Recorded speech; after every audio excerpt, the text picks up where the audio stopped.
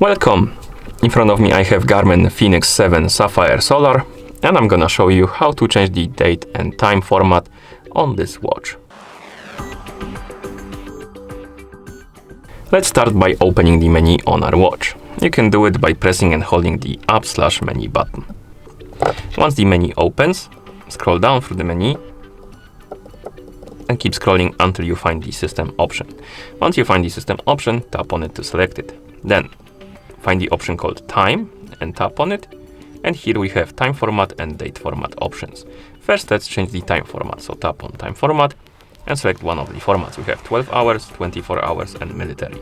Select the one you like, for example, 12 hour, and then scroll down, tap on the date format, and here we can select one of the formats, and we have day first, month second, year last, month first, day second, year last, and the year first, month second, and the day last. So select the one you like that, and once you're done, you can press the back button a couple of times to go back to watch face, and you will see that the time format changed, as you can see, and the date format also changed.